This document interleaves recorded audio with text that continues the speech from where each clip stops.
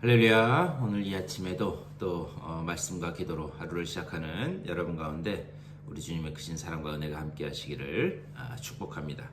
우리 이 시간 찬송하면서 새벽 기도 시작하실 텐데요. 찬송가 401장, 옛날 통합 찬송가는 457장입니다. 새 찬송가는 401장, 옛날 찬송가는 457장. 주의 곁에 있을 때 우리 다 같이 찬송하면서 새벽 기도에 시작하겠습니다.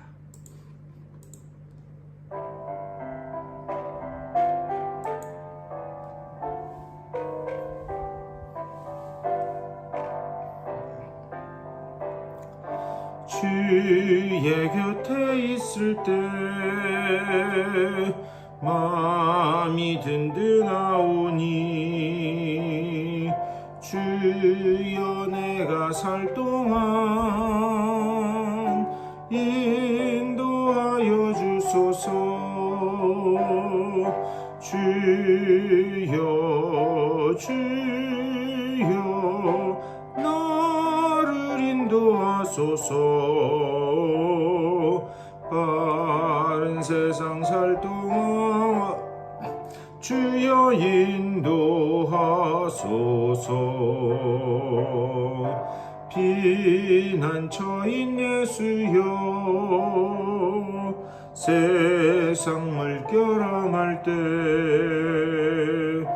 크신 은혜 베푸소. 나를 숨겨주소서. 주여 나를 인도하소서. 바른 세상 살 동안 주여 인도하소서. 세상 풍파 지난 후 영화로운 나라와 눈물 없는 곳으로 들어가게 하소서. 주여 나를 인도하소서. 바른 세상 살 동안 주여 인도하소서.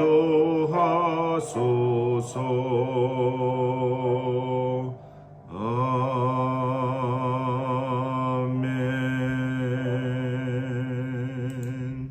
다 같이 기도하겠습니다.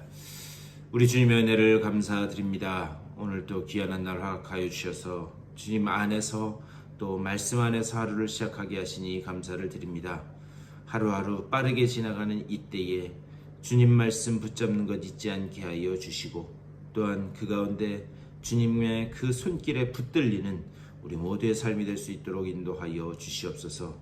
우리의 삶을 통하여는 주님께 영광이요, 주변 사람들에게는 주님의 살아계심을 증거하는 주님의 존귀한 일꾼들 다 되게 하여 주시되, 매 순간순간 주님의 뜻을 구하며 그 주님께서 인도하시는 길로만 나아가는 순종의 백성들 다 되게 하여 주시옵소서.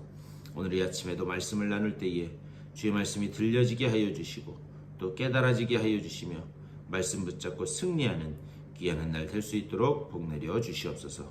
모든 것 감사드리옵고 우리 주 예수 그리스도의 이름으로 간절히 기도드리옵나이다. 아멘. 우리 하나님의 말씀 보시겠습니다. 우리 오늘 열왕기하 8장 말씀 한 번 더 볼 텐데요. 8장 7절에서 15절까지의 말씀 보시겠습니다. 열왕기하 8장 7절에서 15절까지의 말씀. 성경책 펴시고 우리 다 같이 한 목소리로 받들어 읽겠습니다. 시작. 엘리사가 다메섹에 갔을 때에 아람 왕 벤하닷이 병들었더니 왕에게 들리기를 이르되 하나님의 사람이 여기 이르렀나이다 하니, 왕이 하사엘에게 이르되 너는 손에 예물을 가지고 가서 하나님의 사람을 맞이하고 내가 이 병에서 나겠는지를 그를 통하여 여호와께 물으라. 하사엘이 그를 맞이하러 갈새 다메섹의 모든 좋은 물품으로 예물을 삼아 가지고 낙타 40마리에 싣고 나아가서 그의 앞에 서서 이르되 당신의 아들 아람 왕 벤하닷이 나를 당신에게 보내 이르되 나의 이 병이 낫겠나이까 하더이다 하니 엘리사가 이르되 너는 가서 그에게 말하기를 왕이 반드시 나으리라 하라. 그러나 여호와께서 그가 반드시 죽으리라고 내게 알게 하셨느니라 하고 하나님의 사람이 그가 부끄러워하기까지 그의 얼굴을 쏘아보다가 우니 하사엘이 이르되 내 주여 어찌하여 우시나이까 하는지라. 대답하되 내가 이스라엘 자손에게 행할 모든 악을 내가 알미라. 내가 그들의 성에 불을 지르며 장정을 칼로 죽이며 어린아이를 맺히며 아이 벤 부녀를 가르리라 하니 하사엘이 이르되 당신의 개 같은 종이 무엇이기에 이런 큰 일을 행하오리까 하더라. 엘리사가 대답하되 여호와께서 내가 아람 왕이 될 것을 내게 알게 하셨느니라 하더라. 그가 엘리사를 떠나가서 그의 주인에게 나아가니 왕이 그에게 묻되 엘리사가 네게 무슨 말을 하더냐 하니 대답하되 그가 내게 이르기를 왕이 반드시 살아나시리이다 하더이다 하더라. 그 이튿날에 하사엘이 이불을 물에 적시어 왕의 얼굴에 덮음에 왕이 죽은지라. 그가 대신하여 왕이 되니라. 아멘. 오늘 또 이 말씀 가지고 우리 또 말씀 나누도록 하겠습니다. 우리 열왕기 상하 열왕기 말씀을 묵상하면서 시작할 때에 제가 그 말씀을 드렸습니다. 열왕기서의 핵심 내용이 무엇인가? 이스라엘의 참 왕은 누구인가? 그것을 밝히 말씀하는 것이 열왕기서의 말씀이라고 그렇게 이야기 드렸습니다. 이스라엘 역사를 보면 항상 두 왕이 있었어요. 이스라엘에게는 두 왕이 있었습니다. 하나는 백성들이 요구해서 얻게 된 그런 인간적인 왕. 그리고 또 다른 왕은 뭐냐? 이스라엘의 참 왕이신 하나님. 이 이스라엘에는 항상 두 왕이 계셨습니다. 그런데 백성들이 요구해서 주어진 왕, 그 왕의 역사는 실패의 역사이다. 그것을 기록하고 있는 것이 이 열왕기서의 말씀입니다. 그러면서 너희들이 요구해서 주어진 왕은 실패의 왕이기 때문에 너희의 눈을 누구에게 돌려야 되는가? 참 왕이신 이스라엘의 왕이신 하나님께만 돌려야 된다. 그 하나님께 너희의 눈을 돌려라. 이것을 말씀하고 있는 거예요. 특별히 이 말씀은 바벨론 포로로 잡혀간 그 포로된 백성들에게 주어진 말씀입니다. 그들도 이 말씀을 보면서 세상의 경영이 하나님 손에 있구나. 그것을 알게 하기 위한 그런 말씀이에요. 하나님은 이방 왕까지도 다스리시는 그런 열방의 왕이시다. 그것을 포로로 붙잡혀간 이스라엘 백성들에게 알게 하기 위해서 기록된 책입니다. 우리가 이 관점에서 오늘 말씀을 이해해야 오늘 말씀을 바르게 이해할 수 있습니다. 그런데 중요한 건 뭐냐? 우리도요. 오늘 이 열왕기서 말씀을 통해서 우리에게 주시는 그 말씀처럼 그 하나님의 섭리, 하나님의 경영, 여기에 눈이 열려져야 됩니다. 기도란 게 무엇인가? 기도는 내게 필요한 것을 하나님 앞에 구해서 응답받는 것. 그것도 기도의 한 이 부분이기는 하지만 가장 중요한 것은 무엇인가? 기도의 핵심은 하나님의 섭리 그리고 하나님의 경영, 거기에 눈이 열려지는 것. 그것이 바로 기도다 말씀드릴 수 있습니다. 우리가 하나님의 말씀을 쭉 보면 그 하나님의 말씀에 꼭 너희가 고난 중에 기뻐하라. 환난 가운데서 즐거워하라. 그런 말씀이 계속해서 나옵니다. 그런데 고난 중에 기뻐하고 환난 중에 즐거워하는 것, 이것은 단순히 어떤 우리들의 감정적인 차원을 말씀하는 게 아니에요. 거기에는 아주 확실한 근거가 있습니다. 무엇인가? 하나님이 이렇게 말씀하시는 이유는 그 하나님은 시작과 끝을 주관하시는 분이다. 하나님이 이 세상을 섭리하시고 경영하시는 분이다. 세상의 시작과 끝을 주관하시는 분이기 때문에 그 선한 결말, 그것이 무엇인지 우리는 알기 때문에 고난 중에도 기뻐하고 환난 중에도 즐거워할 수 있다. 이것을 말씀하는 거예요. 예를 들면 그런 거죠. 이 요즘에 그 축구 선수 손흥민 선수가 LA 와가지고 축구하느라고 아주 LA 그 축구 좋아하시는 분들이 들썩들썩 한다고 해요. 근데 저는 뭐 그 축구를 그렇게 보지는 못하고 그 뉴스에서 결과만 본 다음에 요즘에 유튜브 보니까 이 하이라이트를 보여주더라고요. 그래서 하이라이트를 이렇게 보면 이미 결과는 알고 있어요. 손흥민 선수가 몇 골을 넣어서 그래서 몇 대 몇으로 이겼다. 그 결과를 다 알고 있습니다. 그러고 난 다음에 그 하이라이트를 이렇게 보면 그러면 거기에서 상대편이 몇 골을 더 넣었든지 어떤 선수가 어떻게 부상당해서 실려 나갔든지 그런 것들 그 경기의 요소 하나하나가 전혀 불안하지 않아요. 왜? 이미 이겼다는 경기의 그 결과를 알고 있기 때문에 결과를 알고 보면 그 경기 중간에 있는 세세한 것들에 불안해하지 않는다라고 하는 사실입니다. 똑같은 이치. 우리가 고난 중에도 기뻐하고 환난 중에도 즐거워할 수 있는 이유는 세상의 시작과 끝을 경영하시는 하나님, 우리에게 반드시 선한 결말을 주시는 그 하나님이 그 끝을 어떻게 맺게 하실지를 우리는 아는 사람, 우리는 믿는 사람이기 때문에, 우리는 확신하는 사람들이기 때문에 그렇게 될 수 있는 줄 믿습니다. 그것을 말씀합니다. 결국 이 세상의 경영과 섭리가 누구 손에 있는가, 우리가 그것을 알아야 된다. 오늘 말씀도 이런 차원에서 묵상해야 됩니다. 오늘 이 내용은 복잡한 내용이 아니에요. 말씀을 쭉 따라 읽으면서 그 내용을 이렇게 보면 우선 7절에서 이렇게 말씀합니다. 엘리사가 다메섹에 갔을 때에 아람 왕 벤하닷이 병들었더니 왕에게 들리기를 이르되 하나님의 사람이 여기 이르렀나이다 하니, 엘리사가 홀로 다메섹에 방문하게 됐더라고요. 그런데 마침 그 아람 왕인 벤하닷, 그가 병들어서 거의 죽게 된 그런 상황이었습니다.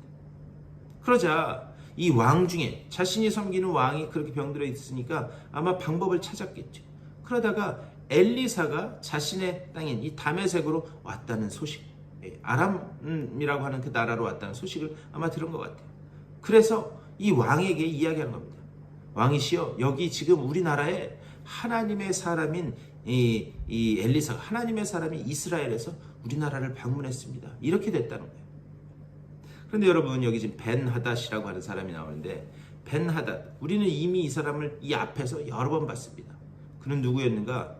그 나아만이라고 하는 이 벤하닷이 가장 믿고 신뢰하는 군대 장관인 이 나아만을 통해서, 그의 병이 낫는 것을 통해서, 특별히 이 나아만은 하나님을, 자신의 병이 나은 후에 뭐라고 고백하는가? 이 땅에 이스라엘의 하나님이신 이스라엘의 하나님인 여호와 이외에는 이 땅에 다른 신은 없다. 그렇게 고백해요.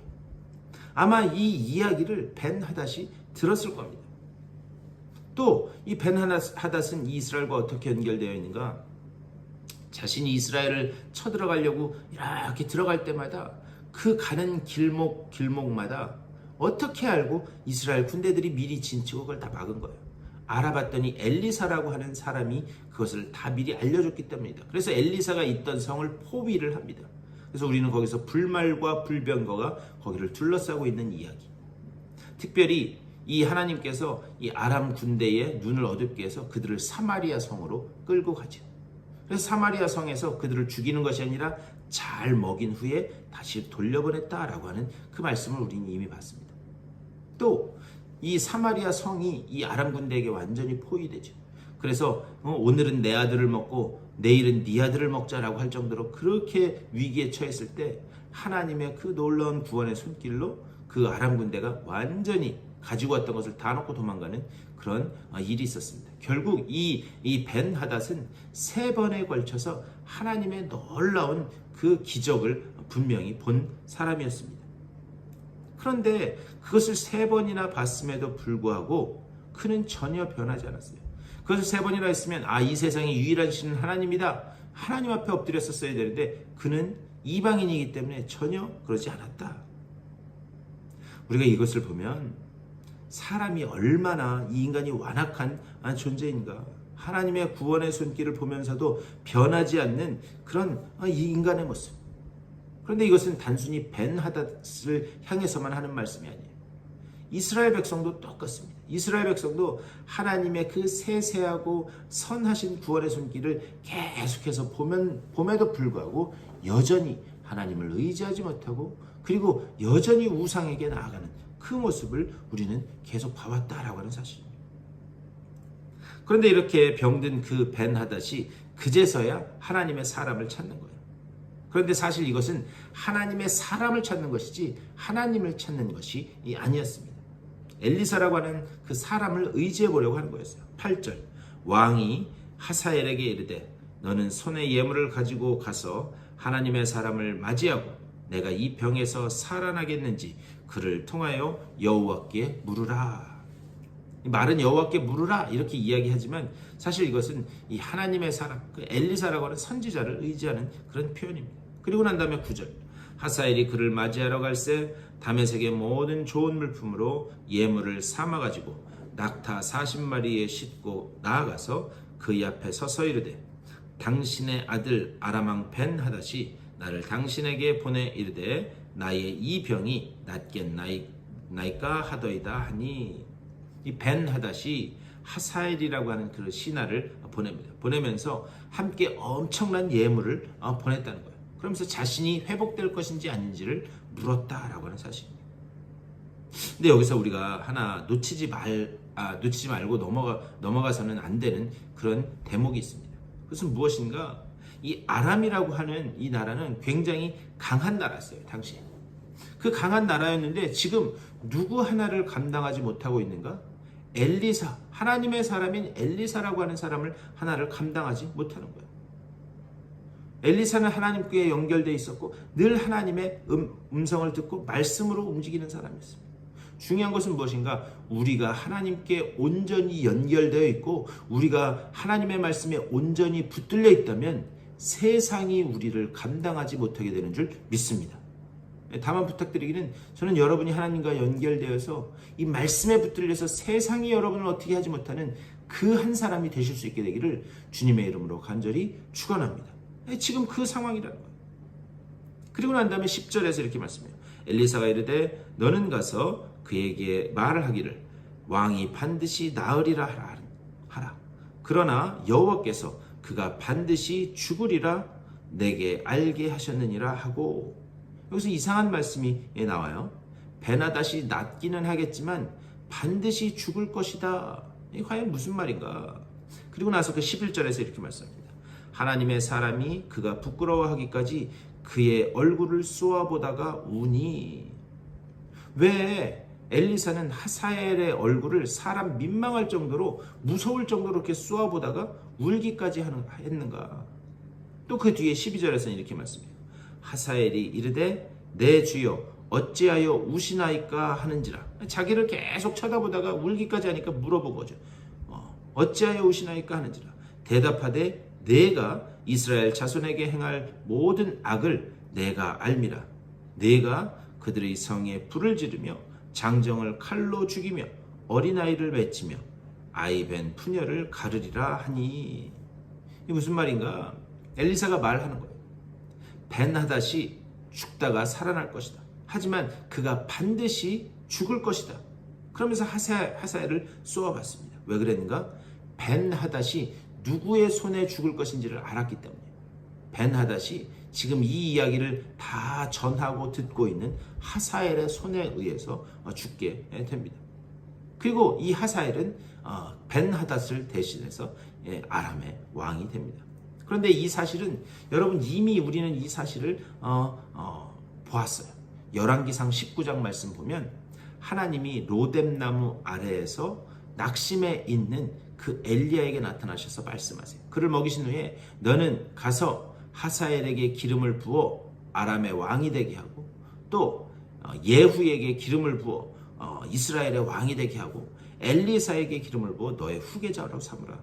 열왕기상 19장에서 말씀하셨어요. 그 말씀이 지금 여기서 그대로 이루어지는 거예요. 그리고 이 과업을 완수하기 위해서 엘리사는 지금 이 아람 땅에 홀로 들어가게 된 겁니다. 결국 이 예언대로 어떻게 되는가? 15절 말씀. 그 이튿날에 하사엘이 이불을 물에 적시어 왕의 얼굴에 덮음에 왕이 죽은지라 그가 대신하여 왕이 되니라. 그가 왕이 된 후에 우리 이제 또 앞으로 보겠지만 이 열왕기하 10장 32절 이후 그 10장 32절 이후에서 그가 엘리사에 의해서 그렇게 왕이 되었음에도 불구하고 그가 어떻게 하는가? 이스라엘을 쳐들어옵니다. 그래서 거기서 이 아까 앞에서 본 말씀처럼 장정을 죽이고 아이를 맺히고 임산부를 칼로 가르는 그런 만행을 저질러요. 그 사실을 엘리사는 알기 때문에 울었던 것이다라는 것을 볼 수 있습니다. 그런데 우리는요, 그렇다면 왜 하나님이 이 이방 왕을 세우고 이방 왕을 통해서 이스라엘을 치게 하시는가? 더 큰 눈으로 이 이스라엘 역사를, 이 하나님의 말씀을 볼 수 있어야 돼요. 이스라엘이 심판받는 이유는 무엇인가? 그들이 심판받는 이유는 계속해서 우상숭배와 불순종 때문이었습니다. 그리고 더 깊이 들어가서 지금 이 말씀은 누가 읽고 있는가? 바벨론 포로로 잡혀간 그 포로민들이 읽고 있어요. 그 이스라엘 백성들에게 하나님이 너희들을 심판하기 위해서 이방 왕들도 사용하신다라고 하는 그 말씀을 하시는 거예요. 그리고 이 이야기를 들을 때에 그 바벨론의 포로로 잡혀간 그들은 그제서야 깨닫게 되는 겁니다. 아, 하나님이 힘이 없어서 우리를 사랑하지 않아서 우리를 이방 땅에 포로로 잡혀오게 하신 것이 아니구나. 이 모든 것은 다 우리의 불순종 때문이구나. 우상숭배 때문이구나. 그때서야 그것을 깨닫게 된다라고 하는 그런 사실입니다. 오늘 이 말씀 가운데 우리가 붙잡고 기도해야 될 기도의 제목들이 있어요. 다만 부탁드리기는 하나님의 선하신 그 계획과 뜻, 이 세상에 여러분 인생의 시작과 끝을 알고 계시는 그 하나님, 그 선하신 하나님께 온전히 의지함으로 인해서, 그리고 그 선한 결말을 온전히 믿고 여러분 환난 중에서도 기뻐하고 고난 중에서도 즐거워할 수 있는 복된 믿음의 소유자들 다 되시기를 주님의 이름으로 축원합니다. 그 믿음 달라고 기도해야 돼요. 또한 여러분들이 하나님과 온전히 연결되어 있어서 말씀에 붙들려서 세상이 여러분을 감당하지 못하는 하나님, 그런 하나님의 사람이 되게 하여 주시옵소서. 오늘도 그렇게 기도하심으로 말씀 가운데서 승리하시는 복된 한 날 되시기를 주님의 이름으로 간절히 축원합니다. 우리 말씀을 생각하면서 다 같이 기도하겠습니다. 하나님, 하나님의 그 선하신 뜻을 깨닫게 하여 주시옵소서. 또한 그 말씀에 붙들리게 하여 주시옵소서. 세상이 얻지 못하는 하나님의 사람이 되게 하여 주시옵소서. 이렇게 기도하시고 교회를 위해서, 아픈 분들을 위해서, 또 여러분들의 개인적인 기도의 제목들을 놓고 기도하시고 삶의 자리로 돌아가시도록 하겠습니다. 우리 다 같이 한 목소리로 기도하며 나아가겠습니다. 우리 다 같이 기도하겠습니다. 우리 주님의 크신 사랑과 은혜를 감사드립니다. 아버지, 오늘 이 아침에도 말씀으로 하루를 시작하게 하시니 감사를 드립니다. 주여, 주님 앞에 간절히 간구하옵기는 아버지, 우리들이 온전히 하나님의 그 선하신 그 뜻과 계획, 우리를 향한 선하신 뜻과 계획이 온전히 깨달아지고 믿어지는 우리의 삶이 될 수 있도록 인도하여 주시옵소서. 하나님은 늘 좋은 것 주시려고 하고 선한 길로, 아버지 은혜의 길로 우리를 인도하기를 원하시는 줄 믿사오니 아버지, 그 선한 길로 가는 동안 우리 삶에 주어지는 여러 가지 환난과 고통 가운데 좌절하고 낙심치 않게 하여 주시고 선한 결말로 우리들을 이끌어 가시는 그 손길을 의지하여 아버지, 그때에 믿음으로 담대히 이겨나가는 하나님의 귀한 백성들 다 될 수 있도록 인도하여 주시옵소서. 하나님의 그 은혜의 손길이 우리와 함께함을 알게 하여 주시고 내 손길을 의지하여 그 손길만 아버지여 따라 나가는 우리 모두가 될 수 있도록 주여 아버지 붙잡아 주시고 인도하여 주시옵소서. 우리 교회에 아버지 이런 믿음의 백성들이 계속해서 아버지여 넘쳐날 수 있도록 주여 인도하여 주시옵소서. 아버지, 정말 그런 믿음의 백성들이 우리들에게 계속 아버지여 우리와 함께 하여서 아버지, 정말 우리가 한 마음 한 뜻으로 주의 사명을 온전히 감당하는 주님의 복된 백성들 다 될 수 있도록 주여 아버지 붙잡아 주시고 좀 인도하여 주시옵소서. 주여, 주의 그 권능의 손길을 따라 주님의 그 손길을 의지하여 나아가게 하여 주시고 아버지, 주님의 그 사랑의 말씀으로, 은혜의 말씀으로 온전히 서는 우리 모두가 될 수 있도록 주여 붙잡아 주시옵소서. 아버지여, 육체의 질병으로 인하여 고통받는 아버지여 믿음의 식구들이 있습니다. 한 번 한 번 찾아가시고 주님 주의 권능의 오른팔로 붙잡아 주셔서 온전히 회복되는 귀한 역사를 맛보게 하여 주시고 아버지, 정말 그리하여 주님 앞에 나와 다시 기쁨으로 같이 예배하며 주의 영광에 나아갈 수 있도록 주여 붙잡아 주시고 인도하여 주시옵소서. 오늘 하루도 아버지의 기도로 시작한 주님의 귀한 백성들입니다. 한 분 한 분 찾아가시고 위로하시고 용기 주셔서 아버지 오늘의 삶을 통하여서 주님 앞에 영광 올려드리는 아버지 은혜의 삶으로 나아갈 수 있도록 주여 붙잡아주시고 좀 인도하여 주시옵소서. 저들의 기도의 제목들마다 하나님이 세심하게 돌보시고 선한 뜻으로 인도하심을 보며 주님 앞에 영광 올려드리는 아버지여 저들의 삶이 될 수 있도록 주여 붙잡아주시고 좀 인도하여 주시옵소서.